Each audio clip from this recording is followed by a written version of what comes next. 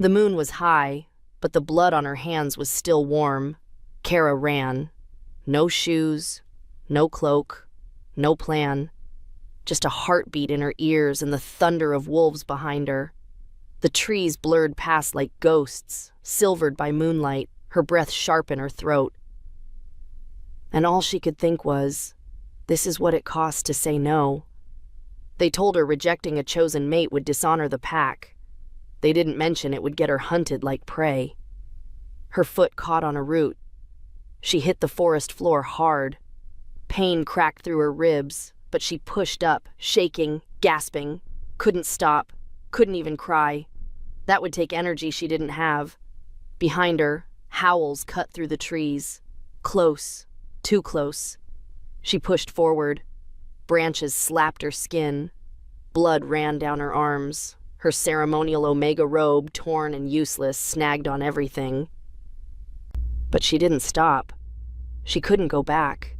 Not after what they did. Not after what they tried. 3 hours earlier, the Crimson Hollow Den had been quiet. Too quiet. They brought her in like a prisoner, not a packmate. No ceremony, no celebration, just forced smiles and the beta's hand on her shoulder, fingers tight with control. Thorn. The mate she never chose. The bond the moon never marked. The wolf who'd smiled when her mother died. He looked her in the eye and said, "You'll accept me now. No more delays." She stared at him. "No," she whispered. Everything went still. She felt the shift in the room before anyone moved, that flicker of rage behind his calm.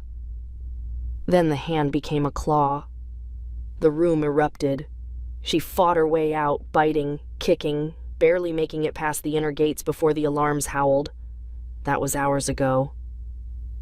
Now she was here, running through the northern frost woods, her lungs burning, her body screaming. And up ahead? Stone towers, black gates, royal territory. She didn't care if they killed her for trespassing. Better that than be dragged back. When she reached the edge of the boundary, her knees gave out. She collapsed on the stone path, her body trembling, head bowed. And when the guards emerged, blades drawn and claws half-formed, she didn't flinch. She just lifted her face, bloodied and raw, and said the words her mother made her memorize before she died. "By the rights of the Moon Accord, I claim sanctuary under the Alpha King." Silence. The air went still. The forest held its breath. The guards exchanged looks. One of them, a scarred wolf with frost on his beard, stepped forward slowly.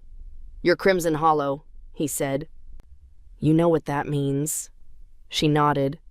"I know." "And you still speak those words?"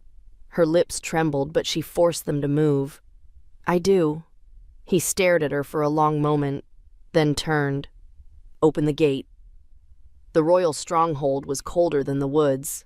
Stone walls towered around her, lit by blue flame sconces. The air smelled of smoke and iron and ancient power. They led her in silence, down halls that echoed with her bare footsteps, past courtiers who stared, past wolves who sneered, until they stopped at the throne room doors. "Speak clearly," one said. "Don't lie. He'll smell it." She nodded, chest tight. The doors opened, and there he was, Alpha King Maelor, tall, still, carved like old marble, eyes glowing gold beneath the torchlight. The room was silent except for the crackling of flame. He didn't rise. He didn't blink. "Who are you?" he asked. Her throat dried. "Kara," she said, "of Crimson Hollow, daughter of Maya." That made him shift. Just slightly. "You seek sanctuary?" "Yes." "Why?" Her voice shook, but she met his eyes. "Because I refuse the bond. Because I won't be owned. Because my pack wants me dead." The court rustled. Whispers broke out. But Maelor stood. He descended the steps slowly, each one heavy with power. When he reached her, he looked down, into her bloodied face, her cracked lips, her eyes full of stubborn fire, and without a word, he reached out and touched her shoulder. The court gasped. His voice was low, intimate. "I won't let them touch you. Make sure to like, subscribe, and let us know where you're watching from." The cold didn't scare her. Not anymore. Kara had spent most of her life learning how to survive what couldn't be seen. Rage behind smiles, laws twisted into weapons, kindness used like bait. The forest's bite was nothing compared to that. She walked now through the outer courtyard of the Alpha King's stronghold, blood dried on her legs, her arms wrapped around herself as if that could hold in the last of her warmth. The guards had taken her to a stone-walled chamber just off the main hall. It had a bed, a basin, a heavy wooden door. It wasn't a prison, but it wasn't freedom either. The walls were too high, the windows too small. The silence inside didn't feel peaceful. It felt watched. She didn't sit on the bed, not yet, not until her legs gave out again. She collapsed onto it hard, curling into herself. Only then did she let the pain in. Every inch of her body ached. Scratches burned along her sides. Her lip had split during the fall, but none of it hurt like the memory. 2 nights before, Kara had still believed she might have a future in Crimson Hollow. Not a good one, not a free one, but something. She cleaned the Elder's library. She served the council's meetings without speaking. She stayed small, quiet, obedient, the perfect Omega. Her mother taught her how to play that part. Maya had been different, though. An Omega with eyes too sharp and a memory like stone. She never belonged in that pack. Everyone knew it. But she made them need her. She wrote the council's letters. She copied the moon laws in perfect script. She kept secrets. Too many. And the day she died, she left Kara a sealed letter and only 4 words. "If they turn, run." She hadn't opened the letter. Not even when they beat her. Not even when they dragged her toward the ceremonial pyre in the center of the den, pretending it was a mating celebration. She'd only clutched that leather satchel tighter. She ran. Now, in the Alpha King's stone chamber, she still hadn't opened it. The wax seal was old, not pack-marked, but royal. A sigil she didn't recognize, curved like a crescent moon, etched with something almost like flame. Kara turned it over in her hands. Why had her mother hidden this? Why give it to her if she never meant for her daughter to survive? A soft knock broke the silence. She flinched. The door opened slowly. A woman entered, mid-30s, pale, silver-threaded braids, sharp eyes that missed nothing. Not a servant, not a guard. Something else. "You're awake," the woman said gently. "I'm Lyra. The king asked me to see to you." Kara nodded. Her voice was gone. Lyra set down clean bandages, a warm pitcher, and what smelled like meat broth. She didn't ask questions, but she didn't leave either. After a moment, she said, "You're brave. Most wolves wouldn't have made it past the tree line." Kara looked up. "I didn't feel brave." "You don't have to feel it. You just have to do it." Kara let that sit for a moment. Then she whispered, "Are they coming? The Crimson Hollow Pack?" Kara nodded. Lyra hesitated, then sat down across from her. "Yes. Word spread fast. They're claiming you were stolen, that you were manipulated by the court." "Typical," Kara muttered. "They're demanding your return." A beat. "What did the king say?" Kara asked. Lyra's expression shifted. "He said no." The 2 words didn't feel real. No one ever said no to Crimson Hollow. No one ever stood up for her. But Maelor had, without hesitation. Kara didn't know how to feel about that. Gratitude tangled with suspicion. He had no reason to protect her. No reason to defy a high-ranking pack for a broken, hunted Omega. Unless he wanted something. She glanced at the sealed letter again. Lyra followed her gaze. "What's that?" "My mother left it for me. Said to bring it here. To him. If I ever had to run." May I? Lyra asked softly. Kara hesitated, then handed it over. Lyra examined the seal. Her face changed. This is old, pre-sanctuary era. Only the royal line used this crest. This wasn't just a letter. This was a call. A call? To honor a promise. Lyra stood. I'll take it to the king. That night, Kara didn't sleep.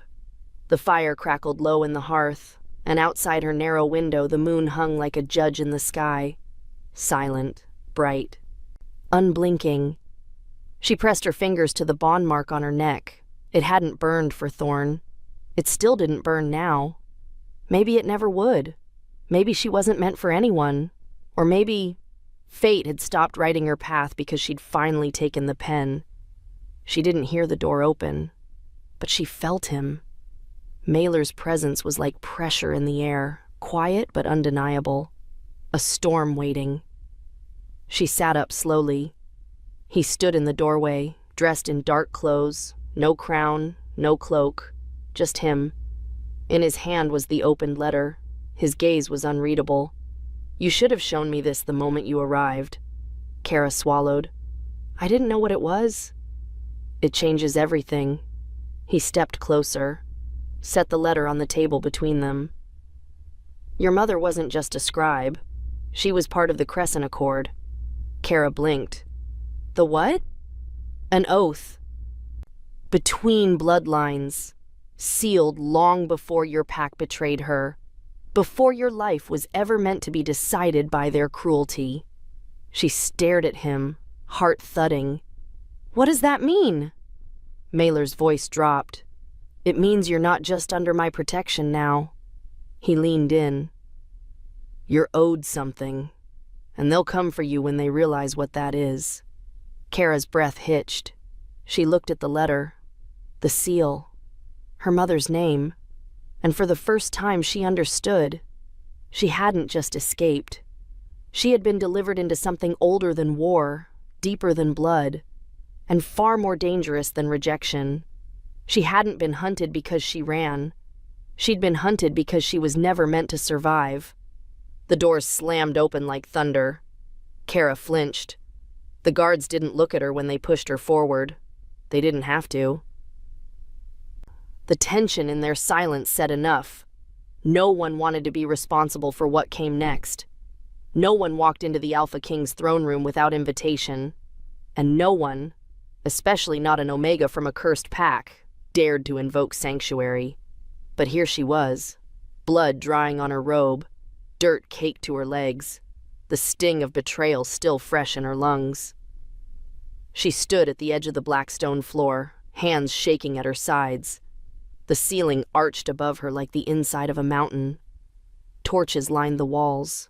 Shadows moved like watchers between pillars.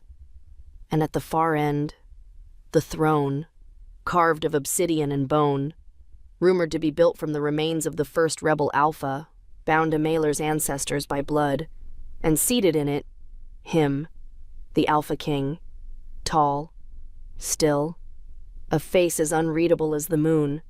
Kara tried to breathe, but her throat wouldn't work. She felt small, wrong, too exposed. But she made herself walk, one foot after the other, each step echoing louder than the last. When she stopped before him, the room was so quiet she could hear the scratch of her own pulse. He didn't speak, didn't blink, didn't move. The golden ring of his eyes glowed faintly under torchlight, fixed entirely on her. And when he finally spoke, his voice cut straight through her. "State your name," he said. She tried to swallow the panic. "Kara," she whispered. "Of Crimson Hollow." No reaction. She cleared her throat, forced herself to speak louder. "Daughter of Maya, scribe of the old moon court." That made something flicker in his expression, almost too fast to see. "Why are you here?" he asked. "I claim sanctuary." The words hung in the air like a weapon unsheathed. The court gasped behind her. Voices hissed. Someone muttered, "She's lying. She's trying to manipulate the law." But the king raised one hand. Silence fell. "Do you know what it means?" he said slowly. "To invoke sanctuary under my crown?" "Yes," she whispered. "Do you accept the bond it forms?" Kara's breath hitched. The bond. Sanctuary wasn't just a shield. It was a binding, one forged by ancient law, laced in magic, older than any mate claim. If granted, it couldn't be undone, not without blood. "I do," she said. The king rose. He stepped down from the throne like a wolf uncaging itself, slow, deliberate, terrifying in his stillness. Every step toward her felt like gravity shifting. She could feel the pull of his aura, thick as storm air, pressing against her skin. When he stopped just a breath away, her knees almost gave out. He didn't touch her, not yet. Instead, he tilted his head slightly, studying her as if looking for something only he could see. "You carry more than a plea for protection," he said. "What else did you bring me?" Kara hesitated. She reached into her satchel and pulled out the sealed letter, the crest still unbroken, the wax still dark as dried blood. He took it without breaking eye contact, turned it over, saw the sigil. Everything changed. A hush fell so deep it hurt. The king broke the seal. His eyes scanned the page once, twice. His jaw tightened. A flicker of memory moved behind his expression. Rage, maybe, or grief. He folded the letter silently. Then he looked at Kara again. "How long have they hunted you?" 3 days, she said. "Since I rejected the bond." "You rejected a beta's claim?" She nodded once. "He wasn't my mate." "He killed my brother. I refused." Whispers exploded across the court. "Liar. She's marked. She's dangerous." But Maylor didn't move. He reached out and placed his hand on her shoulder. Just like that, the room froze. No one ever touched the Alpha King, and he never touched anyone, not unless he meant it. Kara couldn't move. Her breath hitched in her throat, every muscle locked, not out of fear, but something sharper, something strange.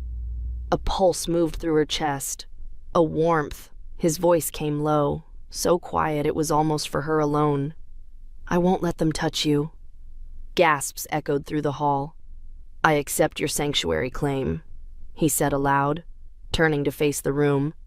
"She is under the protection of the crown. My name, my law." A ripple of outrage surged through the court. "She's a traitor's daughter! This is war! You can't trust her!"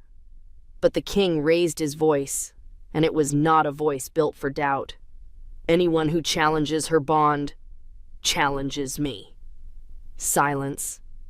Then the guards stepped forward and surrounded Kara, not to seize her, to shield her. The king nodded once to them. "Take her to the Crescent Wing, and tell the council, any wolf who crosses my borders in pursuit of her will not return." Kara couldn't breathe. The guards led her away, but as the doors closed behind her, she glanced over her shoulder one last time. Maylor hadn't moved. He was still watching her, not with softness, not even curiosity, but with something far more dangerous. Recognition. And somewhere deep in the stone beneath her feet, something old had just started to wake up. She woke to silence. Not the kind that brings peace, the kind that holds its breath. Kara sat up too fast, the heavy blankets falling away. The stone room was cold. The fire in the hearth burned low, but it wasn't the chill that made her tense. It was the feeling, like she was being watched. She looked toward the far wall. There was no window, just thick curtains pulled across an archway, one slit open, just enough for someone to see in. Her wolf stirred, not from fear, from instinct. She wasn't alone in this place, and she wasn't welcome. The Crescent Wing was beautiful, in the way a dagger could be beautiful. Tall glass windows, silver inlaid floors, gold-threaded tapestries woven with ancient pack crests. Even the air smelled rich, cedar, parchment, and something sharp beneath it, like crushed frost root. But Kara didn't belong here. She was an Omega in a palace full of predators, and every step down these gilded corridors reminded her exactly how far from safety she really was. Whispers followed her, not loud, not direct, but loud enough to be weapons. She's the one from Crimson Hollow. The Alpha King actually touched her. They say her blood carries something cursed. Kara didn't flinch, not on the outside, but her nails bit into her palms with every step. By the second day, she was assigned a royal keeper, a woman named Lyra, who walked like a warrior and watched like a spy. "You need to eat," Lyra said, setting a covered tray on the small table by the window. Kara didn't move. "I'm not hungry." "You haven't touched a thing since you arrived." Kara stayed on the bed, arms around her knees, eyes locked on the floor. Lyra exhaled slowly. "You think this is a cage?" Kara glanced at her. "Isn't it?" "No, but it's close." That made Kara's lips twitch, almost a smile. Almost. Lyra leaned back against the wall, arms crossed. "Most wolves would beg to be in your position, protected by the king, living in the crescent wing, hand-delivered meals, silk sheets." "I didn't beg," Kara said softly. "I ran. And yet, here you are." Kara looked away. "I just wanted to survive." That night, she dreamed of fire, not flames, faces, voices. Her mother, whispering in her ear, holding the sealed letter close to her chest, telling her to run, telling her never to trust. She woke choking, sweat soaked through her linen shirt. The moonlight cut a silver line across the room. Her heart slammed in her chest. Someone was in the hallway. She heard the steps. Slow, heavy, deliberate. Not a guard. She reached for the blade Lyra had left under the pillow. It wasn't much, but it was better than nothing. The door creaked. She rose, every muscle locked. But the figure that entered wasn't a soldier. It was him, Maelor. He stepped inside, silent as the shadow that followed him. He didn't wear a crown. No guards flanked him, just his dark clothes, his unreadable face, and that same crushing aura. Kara stood, knife trembling in her grip. "You could knock." "I did," he said. "You didn't answer." "I was sleeping." "You were thrashing." Her breath caught. "Why are you here?" He didn't answer right away. His eyes traveled the room, the tray of untouched food, the drawn curtains. Then they landed on her again. "You don't trust me." Kara didn't respond. Maelor stepped closer. "You think I offered you sanctuary because of the letter?" She tightened her grip on the knife. "Didn't you?" "No." That stopped her. He reached into his coat and pulled something out. A book. Old, bound in cracked leather. She recognized the symbol stamped on the front, the same seal from her mother's letter. "I remembered this," he said, "when I saw your name." He placed the book on the table and stepped back. "She didn't wrote part of our law, before she was erased from it." Kara's throat tightened.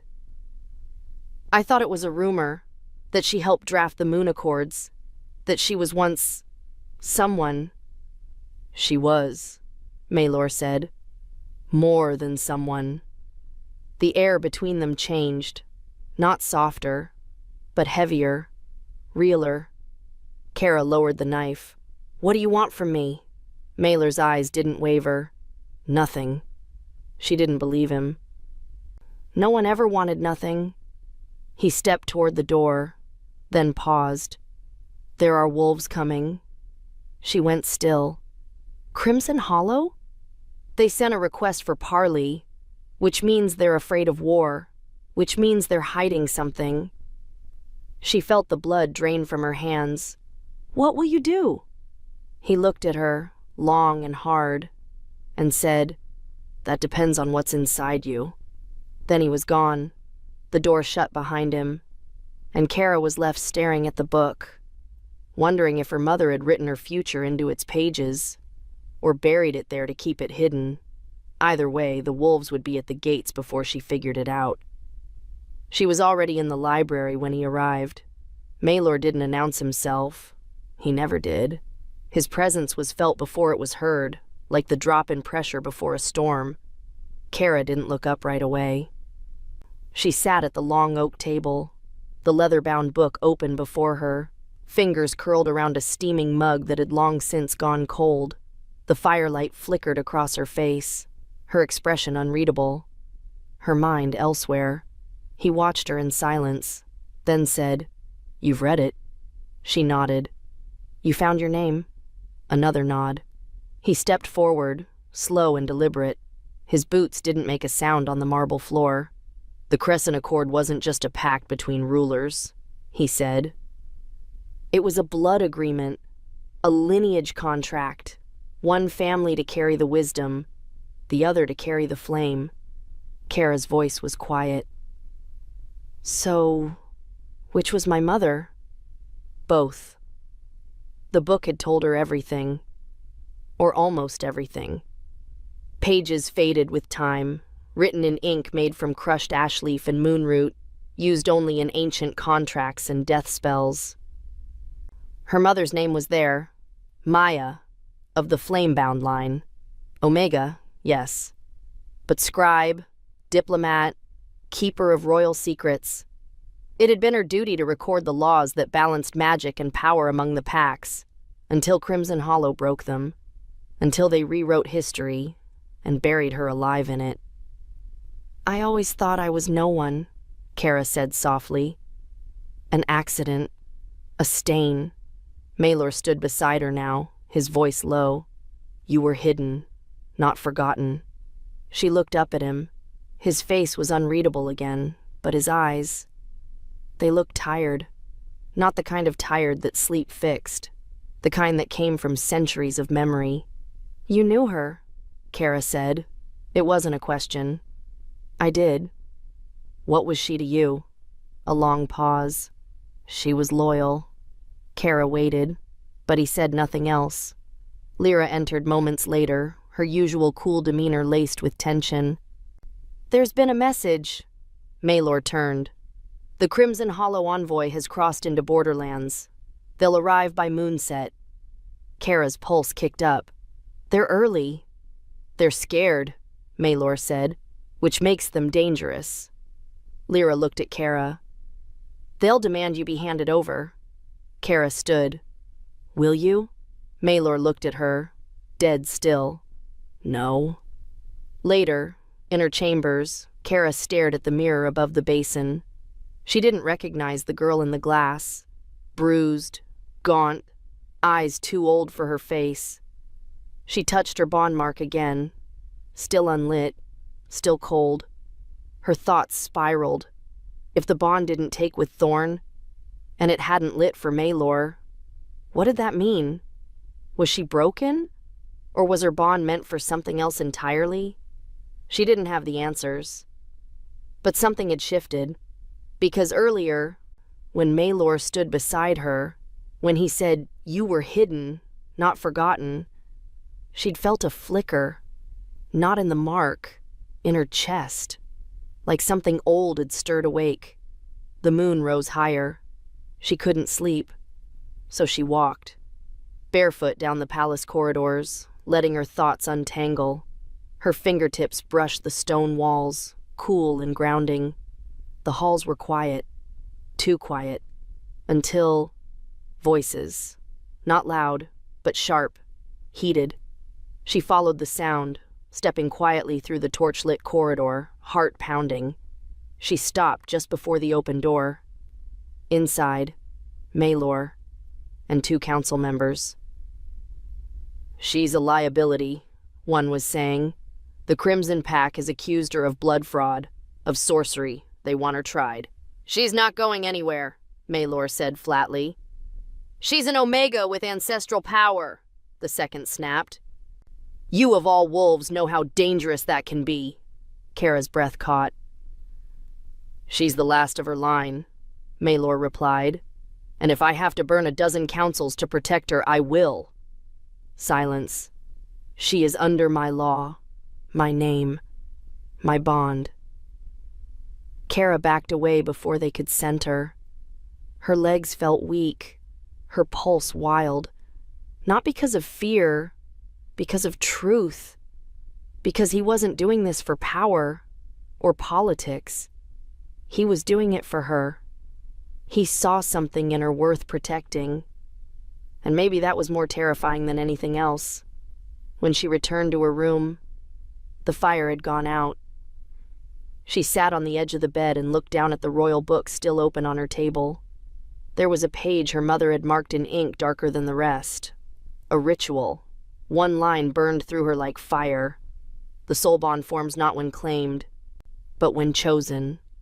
And somewhere deep in her chest, beneath the ache, beneath the fear, something ancient shifted again. Not because of fate, but because for the first time, Kara was starting to wonder if she had the power to choose her own destiny.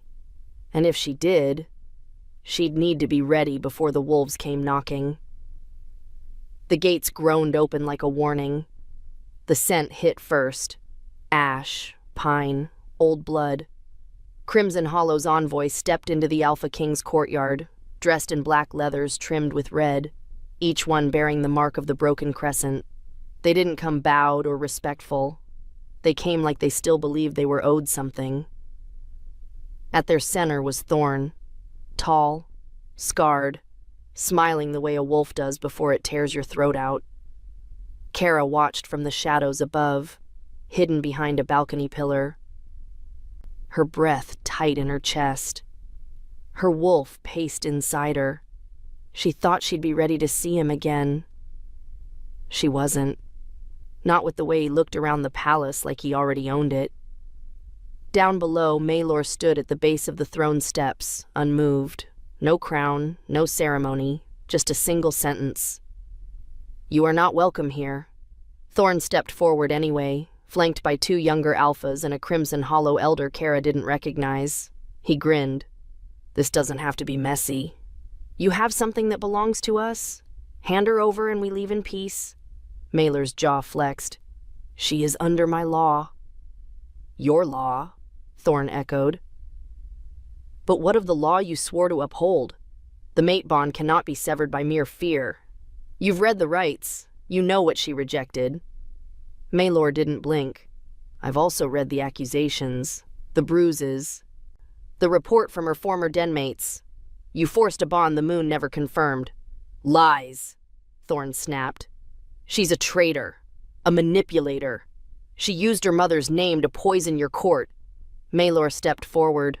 No growl, no threat, just a voice that could crack bone. Speak her mother's name again, and I will tear yours from every scroll in the north. The air changed. Even Kara felt it from above. The guards shifted slightly, hands near blades, and for the first time, Thorn's mask slipped. Later, back inside the crescent wing, Kara stood barefoot on the stone tiles, staring down at the ceremonial robe Lyra had laid across the bed. Why would they bring that? She whispered. Lyra didn't answer right away. They're trying to provoke you, force your wolf to break the bond. Once you react, they can claim you're unstable. They already think I'm unstable. They need more than whispers to challenge a royal sanctuary claim. Kara's hands clenched.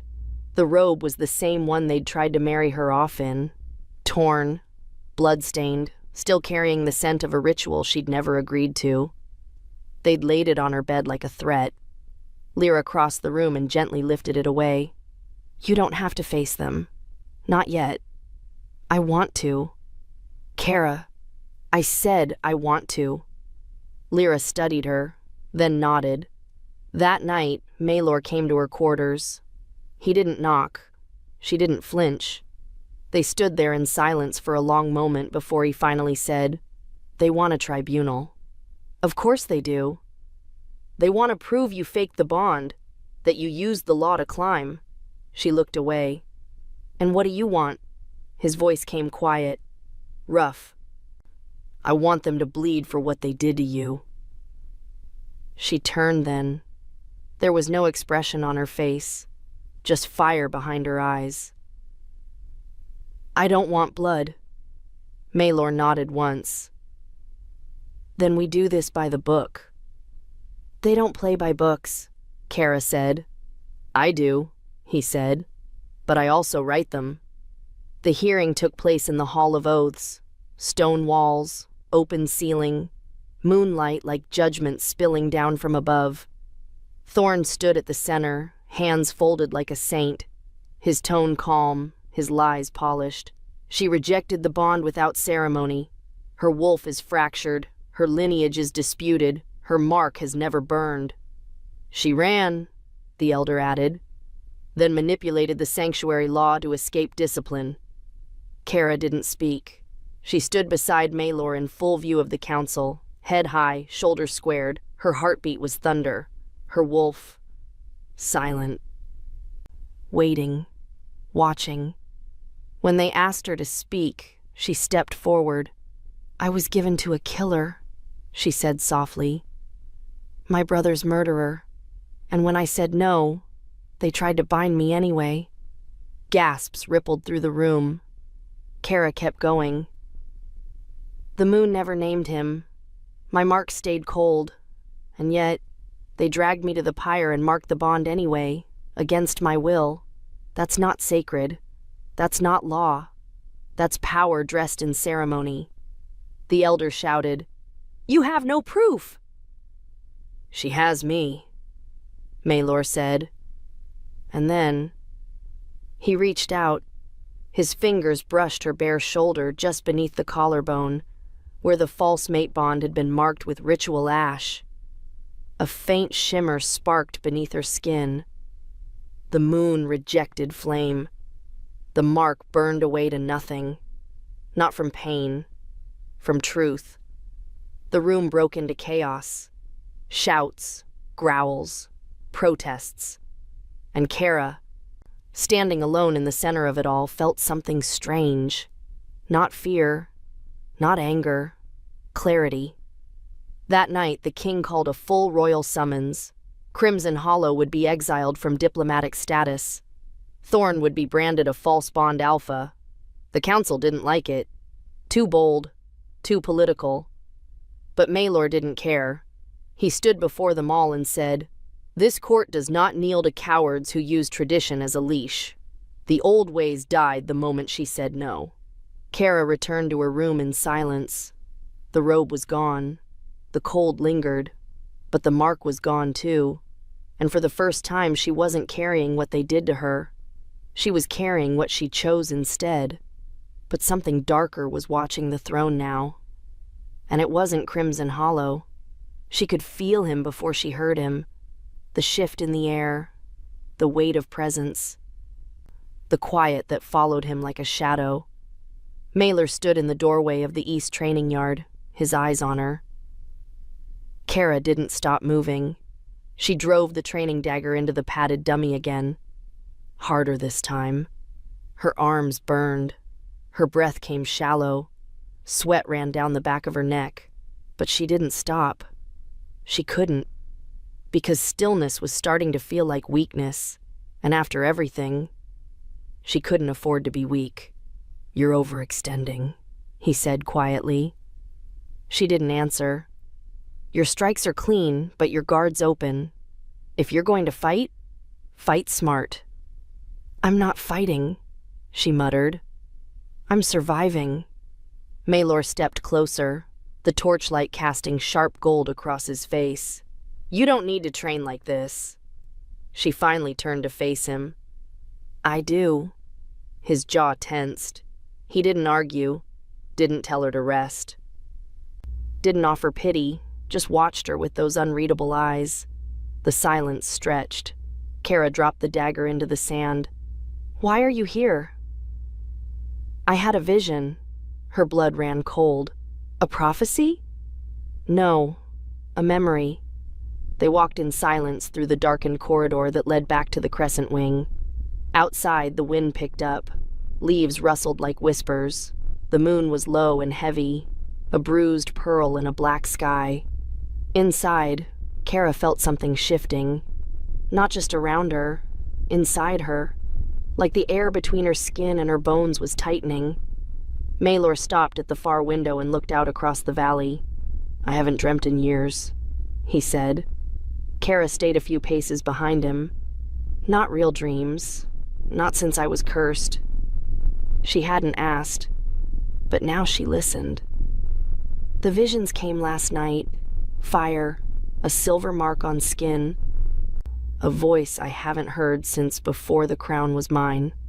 "Whose voice?" she asked. He turned his head slightly. Not enough to look at her. Just enough to remind her he was still listening. "Your mother's?" Kara's breath caught. "I don't know what it means yet," he said. "But the bond she spoke of, it wasn't prophecy." "It wasn't?" "No, it was choice. Later that night, she couldn't sleep. Her bones ached in strange places. Her wolf was restless beneath her skin, pacing, clawing at the edges of her soul like it wanted out." Kara stood at the mirror breathing hard, palms pressed to the stone basin. Her mark hadn't burned for Thorn, hadn't responded to anyone since. But now, something was there. Not fire, not pain, a glow. Faint. Barely visible, but real. She stumbled back. The light faded as quickly as it came. She pressed her fingers to the place just below her collarbone. Still warm, still humming. Her wolf stilled. Not afraid. Awake. Maylor found her outside in the frost garden near dawn. She sat on the edge of the marble basin, knees pulled to her chest, staring down at the moonlit water. He didn't ask. He just sat beside her, silent. "I think it's starting," she said finally. He didn't pretend not to know what she meant. "I felt it too." Kara looked at him. Not the alpha, not the king, just him. "You didn't choose this," she whispered. "Any of this." "No," he said. "But I choose now."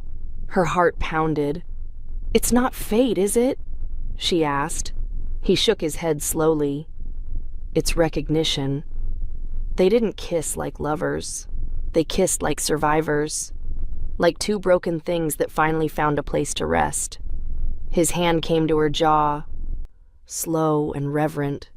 Her fingers curled into the fabric of his shirt, and when his lips met hers, soft, certain, aching, it wasn't sparks, or explosions, or moonlight magic. It was relief. Later, when they pulled apart, neither of them spoke. There was no need. The silence between them said everything, but outside the wind changed. Sour, wrong, the scent of something familiar and dangerous. Lyra burst into the garden moments later, eyes wide, breath short. "They've breached the lower border." Kara stood, heart thudding. "Who?" Maylor's voice was flat, deadly. "Crimson Hollow?" he asked. Lyra shook her head. "No, not them." She held out a parchment scroll, still warm from a fresh blood seal. Kara read the crest and nearly dropped it. "They're supposed to be extinct," she whispered. Maylor took it from her hand, read it once, then twice. His face hardened. "The Bloodfang clan has returned. And they weren't after war. They were after Kara." The body dropped before the guards even smelled the blood. One clean strike to the neck. Fast. Silent. Precise. The intruder hit the floor outside Kara's room without a sound. If the wolf had been a second faster, she wouldn't have made it to the window, wouldn't have screamed, wouldn't have survived. But she had. Barely. Now her hands shook as she stood behind the king's personal guards, blood drying on her cheek, her robe ripped at the shoulder where claws had scraped skin. The stronghold was on lockdown, and the sanctuary had been breached. Maelor paced the war chamber like a caged storm. His eyes glowed, brighter than Kara had ever seen them. His power throbbed in the stone walls. His wolf was close. Too close. He hadn't looked at her since the attack. Not directly, but she felt his fury in every movement. "I want every passage rewarded, every gate resealed," he snapped at Lyra. "No one leaves the perimeter without a live escort. No shadows untracked, no names unspoken." "Yes, my king," Lyra said, bowing quickly. Kara sat on a low bench in the corner, wrapped in a cloak someone had thrown over her shoulders. It still smelled like Maelor. Ash, leather, something wild beneath. She stared down at her hands. The tremble hadn't stopped. Not from fear, from violation. Someone had gotten inside. Someone had come for her, and almost succeeded. When Maelor finally looked at her, the room cleared within seconds. Everyone left, doors shut, silence fell. But it wasn't peaceful. It was raw, heavy. He crossed the room without a word and crouched in front of her. "Kara." Her name came like a vow, like thunder wrapped in silk. She didn't look up. His hand came to her wrist, warm, solid. She flinched, just a little. But he didn't pull away. He didn't scold her. He just said softly, "It won't happen again." "How do you know?" "Because I will kill anyone who tries." Later, she stood in the mirror, tracing the claw mark on her shoulder. It wasn't deep. It wasn't deadly. But it was personal. A warning. A message. They'd meant to mark her, not just take her. A wound that would prove she was touched. Vulnerable. She burned the robe herself, watched the fire catch in the hearth, flames licking at the threads until there was nothing left but ash. No one would ever wear that cloth again, not even her ghost. Lyra returned that night with news. It wasn't Crimson Hollow. "I know," Kara said. Lyra hesitated. The Bloodfangs sent more than a message. She handed her a scroll, sealed in wax and blood. Inside was a single sentence. "Return what your mother stole, or the pact ends in fire." Kara stared at it. "I don't know what she stole." "Doesn't matter," Lyra said.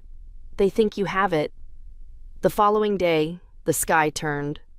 Storm clouds thickened at the horizon. Not natural, not weather. Magic. Old, primal, feral. War wasn't coming. It was already here. Maelor stood at the watchtower, eyes fixed on the tree line. He hadn't spoken in hours. Kara joined him, her cloak whipped by the wind. He didn't look at her, but he said, "They won't stop." "I know. They'll come for you in daylight, in open court, through dreams and shadows and bloodlines." She nodded once. "Then I'll stop running." He turned then, finally, and something in his face broke open. Not weakness, not fear, reckoning. "You shouldn't have to." "I know," she said again, "but I will." The palace bells rang at sundown, a signal. The Bloodfangs had crossed into royal territory. Not in secret this time. With banners, with soldiers, with wolves marked in ash and oath blood. Maelor gathered his war council. Kara stood behind him, not a guest, not a victim. A named party, an heir to something she still didn't fully understand. But they understood one thing now. She was worth killing, which meant she was also worth protecting. The battle began before the sun fully dropped. Wolves collided at the outer walls. Magic surged through the air, old blood rituals laced with corrupted lunar power. Screams tore the night open. And Kara, she was in the Hall of Binding, surrounded by protective wards, iron runes, sigils carved deep into stone. But the pain still found her. A howl ripped through her soul, sharp, slicing, personal. Not hers. Mailer's. She ran. Before the guards could stop her. Before the wards could seal. She ran into the fire. She found him in the outer court, surrounded by shattered stone, blood on his knuckles, his clothes torn, his shoulders scorched. He stood over a fallen blood fang, his wolf fully risen, half form, eyes glowing, fangs bared. He saw her and nearly lost control, but her voice cut through the haze. "Maelor, stop!" He did, barely. Blood dripped from his hands. The ground beneath his feet cracked. She stepped into the circle, heart racing. The wind howled louder. He looked at her like he didn't trust himself. "Why are you here?" he growled. "Because you're not doing this alone." She stepped closer, took his hand. Their bond marks shimmered, not in pain, not in demand, in recognition. A heartbeat passed between them, then another. And something inside Kara bloomed. Power. Old. Hers. But just as it surged, just as she understood what it was, something inside the walls screamed. A child. No. Not a child. A voice she hadn't heard since she was 9. High. Sharp. Familiar. "Kara!" And when she turned, her dead brother stood just beyond the ward line, bleeding, alive, and reaching for her. She didn't believe it at first. Couldn't. The boy standing beyond the protective barrier was too familiar, too still, like a memory carved out of flesh. But his eyes, they were her brother's. Tomas. Dead, since she was 9. Murdered by the very wolves who now howled at her gate. But here he stood, pale, thin, wounded, and calling her name. "Kara!" She stepped toward the ward line before she realized she was moving. Maelor grabbed her arm. "No." She wrenched free. "It's him." "It's not," he growled. "That's Bloodfang magic." Her breath caught. "How do you know?" "I've seen it. Illusions. Glamour pulled from the minds of their prey." Her chest twisted. "But he knows things no one else." "That's the point. It's not real. It's bait." Tomas, the thing wearing Tomas's face, reached a hand toward her, blood dripping from his palm. "If you don't come now," he cried, "they'll kill me again." Kara didn't remember drawing her blade. She only remembered Maelor's hand catching her wrist. His voice was low, gentle, firm. "Look at me." She did, and in his eyes, she found something stronger than grief. Truth. Real. Solid. "Here." She dropped the knife. The illusion shattered. Tomas's form flickered, then dissolved into smoke and ash. Gone. Again. Kara fell to her knees.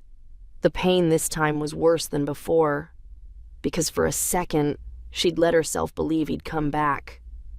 The Bloodfangs didn't wait. The moment the illusion died, their real attack began. Explosions at the outer gates. Smoke rolled through the palace corridors. Screams echoed off stone walls.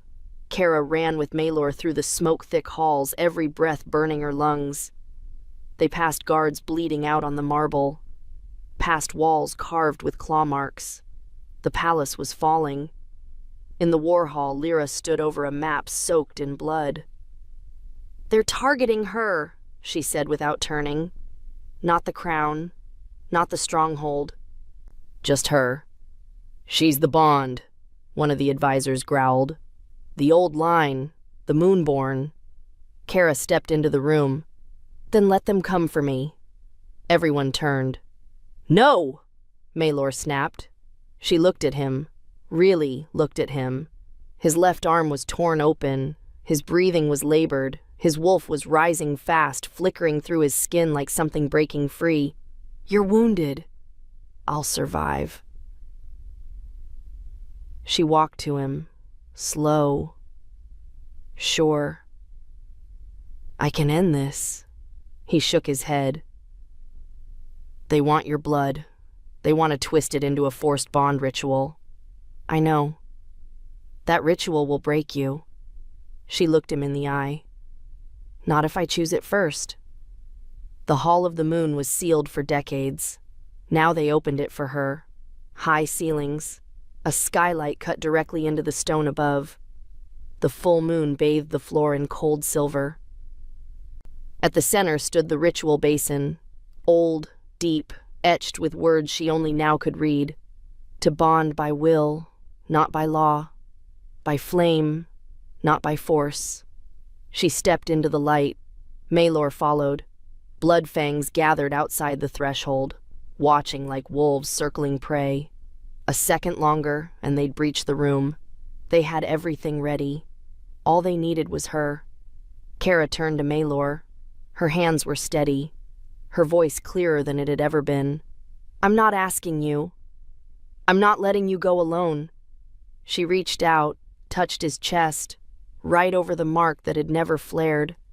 Until now, a spark, gold, bright, flickering. His breath hitched. "You're not my fated mate," she whispered. "I know. But you're the one I'd choose." His throat moved. "You don't have to do this." "I do," she said. "Not because I'm afraid," she placed her hand to her heart, "but because I'm done being claimed." The ritual started with a cut, her palm, then his, 2 drops of blood into the basin. The moon caught the light, the basin glowed, and then the bond snapped into place, not like fire, not like pain, like silence, like everything that had been wrong in her life had finally gone quiet. The blood fangs burst through the doors. Too late.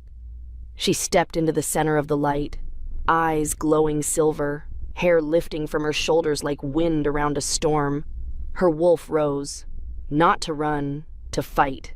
Magic pulsed through her spine, seared through her ribs. The false bond scars burned away. Her voice, when it came, cracked the stone. "No one owns me." They charged. She met them.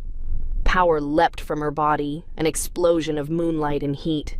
The first wave fell, then the second, and still she stood. She didn't remember falling, only Maelor catching her. His arms wrapped tight, blood on both of them, breath shallow, but alive. When the last blood fang dropped, the throne room fell into silence. The palace still stood. So did she. But as dawn broke, a single crow landed on the ruined windowsill. Black eyes, blood-tipped beak, and around its leg, a scroll from Crimson Hollow. They hadn't been defeated. They'd been waiting, and now they wanted her back. Smoke still hung in the air. The sun broke across the shattered palace walls like a slow, aching exhale. The battlefield was silent now. No howls, no swords, no blood, just bodies. Kara stood at the edge of the high balcony, cloak torn, arms folded against the wind. Her skin was streaked with soot and blood, her braid half undone, but her eyes were steady. The crow perched on the stone ledge beside her hadn't moved in an hour. The scroll tied to its leg had Maelor's seal in wax. But the message inside? It bore Crimson Hollow's. "We want her back, or we burn what's left of you." Maelor entered behind her. He didn't speak, just stood beside her, looking out over the broken land. "You read it?" Kara asked. "I did. They're bluffing. They're desperate." She nodded slowly, her hands curled into fists, the knuckles white. "They're not coming to reclaim me," she said quietly. "They're coming to bury the truth." Maelor turned to her. You don't have to face them. She looked up at him. I do. His jaw flexed. You've already given enough. No, she whispered. I've survived. I've fought. But I haven't finished. The council met that afternoon. Half were wounded, some still wrapped in bandages. The throne room smelled of burned stone and blood magic. Kara stood in the center, spine straight, voice unshaking. I want a formal audience granted. Heads turned, gasps echoed. With Crimson Hollow, she continued. Mailer's eyes narrowed. Kara, she didn't look at him. I want them to say my name to my face. I want them to lie in front of this court, and then I want to burn those lies in the light of the law they broke. The room fell still. Lyra rose slowly from her seat. Let her, she said. They arrived on the third day, escorted under heavy guard, bound by treaty and threat, but not humbled. Thorn walked into the great hall as if he still had a claim to something, eyes locked on Kara, jaw tight. His wolf barely restrained. He didn't speak first. She did. You came to take me back? He tilted his head, smiling like the monster she remembered. We came to fix what was broken. Her voice was calm. It's already fixed. She held out her hand. Maelor stepped forward and took it. Their bond shimmered, visible, real, alive. The court watched in silence. Then Kara stepped forward. 1 step, 2, until she stood just beyond Thorn's reach. Her voice, low and deadly. You tried to own me. You rejected fate, he spat. I did, she said, and in doing so, I became it. Thorn lunged, but before the guards could move, Kara lifted her hand, and he froze mid-step, not by command, by power. His limbs locked, his breath halted, his wolf silenced. The court erupted. Magic crackled from her fingertips like wildfire across stone. She stepped even closer, looked him in the eye. This is what happens, she whispered, when you try to cage a storm. By sundown, Crimson Hollow's envoy was gone, their treaty revoked, their names struck from royal records. Kara stood on the palace steps, cloak whipping in the wind, as the last of them rode out beneath the blackened flags. And for the first time in her life, she wasn't watching from the edges. She wasn't hiding in someone else's story. She was the story. That night, the Crescent Wing was quiet, not cold, not lonely, just quiet. She lay in bed, Maelor beside her, his hand resting lightly over the place her old mark used to burn. It didn't anymore.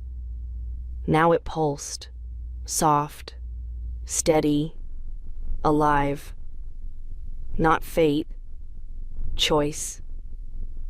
I've never seen anyone break a blood tether like that, he murmured against her hair. She smiled faintly. I didn't break it. He lifted his head. What do you mean? I replaced it. He stared at her. She looked back at him, fierce and soft all at once. They thought the bond was theirs to make, she said, but it never belonged to them. She placed his hand over her chest. It's ours, and it always was. Outside, the moon moved behind drifting clouds, no longer judging, now just watching. Kara closed her eyes, her head resting against his shoulder, his heartbeat steady in her ear. Not a king, not an omega, just 2 wolves who found their own way. And in the silence of that final night, the only thing louder than their bond was the sound of a world beginning again.